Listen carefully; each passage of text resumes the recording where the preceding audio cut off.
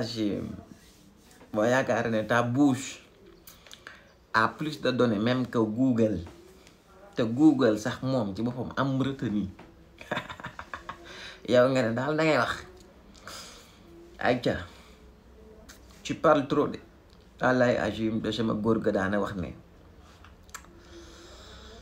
wax bu bëree bu ëppee dugal borom ba borom soof ñaar bi yëpp da laa mujj daal finalement.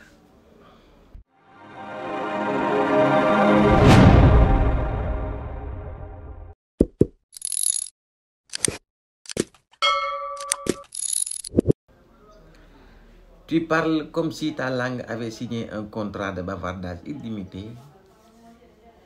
avec les radios et télévisions. waaye nag li ñuy wax pindub teen mooy lii ndaxte tey jii buñ demee ba même les journalistes même ñi nga xam ne si ñoo nekk ci médias yi eux-mêmes ils t'écoutent avec des stylos fatigués chaque jour ñuy noter li nga wax loo wax ñu ne dañ koy bind nga yaakaar ne toog nga ci lu dëgër këng lu wow koŋ ba tax na loo bëgg a wax ko doo ci am retenu amul segg et là tu es convaincu am certitude ak yaqin na doo ci mës a am benn problème ah doom nax nga sa bopp alay Hachim Zabdou silence du péché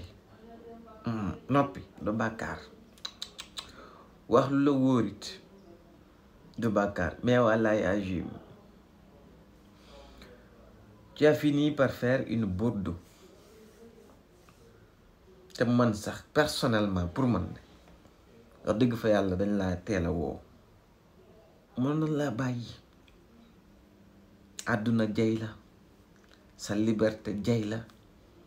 ñii nekk ay soi-disant ne ñooy say soppe xaw ma lu ñu doon di la déglu daal maanaam jay la ba nga gën a fakkastalu loo xam ne nag vraiment day jaadu lool ñu mosal laa yi fa ni kaso nag kenn du ko yéen nit wax dëgg fa yàlla ci espace public bi man gisaguma fi loo xam ne si jar nañu woo la di la daaj kaso lu yàgg jar nga nag corriger jar nga it woo yedd jar nga it woo jox avertissement man loolu laa gis Zabdou Nguer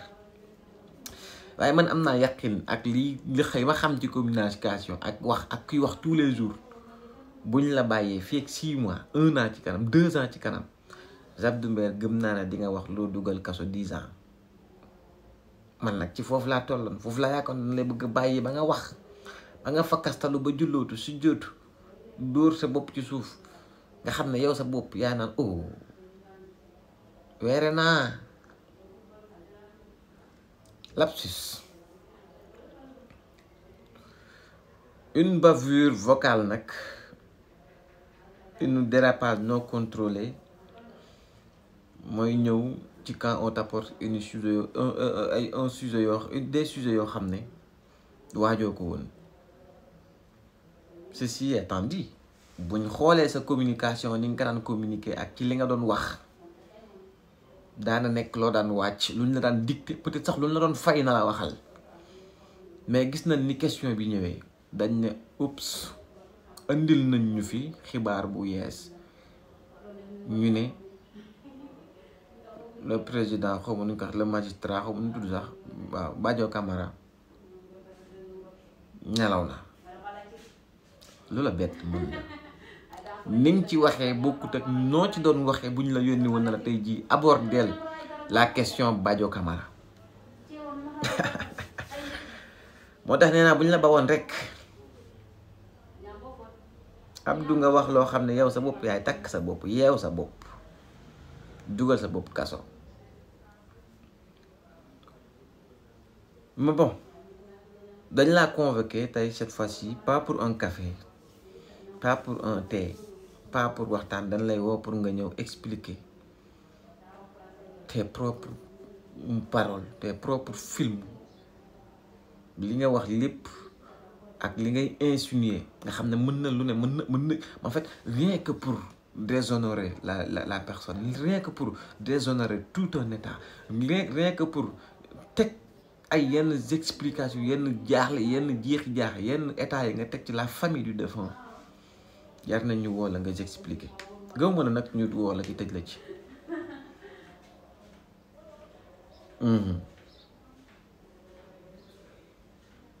gëw mën ñu woo la ci tëj la ci mais je pense que ça suffira dina tax mu nekk avertissement boo xam ne boo demee de bay abootu ci sujet yu mel di nga am un tout petit peu de retenue waaw l'état du caaxaan justice du caaxaan yow toi tu parles comme si la justice était un groupe de WhatsApp nga dugg nuyoo xaste ñi am fi say doomu bàjjan ñii nga clash leen ñii nga wax lu neex tu distribues des informations comme un marchand de cacahuètes noonu la neex information bu ñëw rek te nga pare di ko ndamoo taxaw naan lu nit bëgg a wax ma waxal la ko ku bëgg saaga diw na ma fay ma saagal la ko ah maintenant nag ta bouche t'a envoyé dans les mains des enquêteurs. Ta bouche t'a envoyé à la DIC. Un jour, tu vas comprendre que tout ce qu'on pense ne se dit pas. Tout ce qu'on pense là ne se dit pas. Et tout ce qu'on dit ne se dit pas partout. Et surtout, tout ce qu'on dit partout ne se dit pas n'importe comment. Donc, j'espère que di nga jàngat ci convocation bi et dina lay ñaanal yàlla it parce que kaso moom comme ni ma ko waxee kenn du ko yéene nit boo ci génnee nga fexe nag vraiment di assainir say wax tey wax luy jëriñ te bàyyi yenn yi saaga bi ak xasta bi ak wax lu ñaaw di ko teg ci deru ñenn ñi ak timit di def wax ki nga li lay opportunité bi yàlla jox nga toog di wax bëgg ko def un business ku la fayal na la waxal ma diw nga wax ko lu ñaaw. Donc je pense que ça sera une fermeture de micro pour toi, une correction vocale et une éducation buccale. Parce que vraiment, tu deviens... En tout cas, que Abdou Nguer, qu'il soit sage ou il continue de faire du stand-up chez les autorités.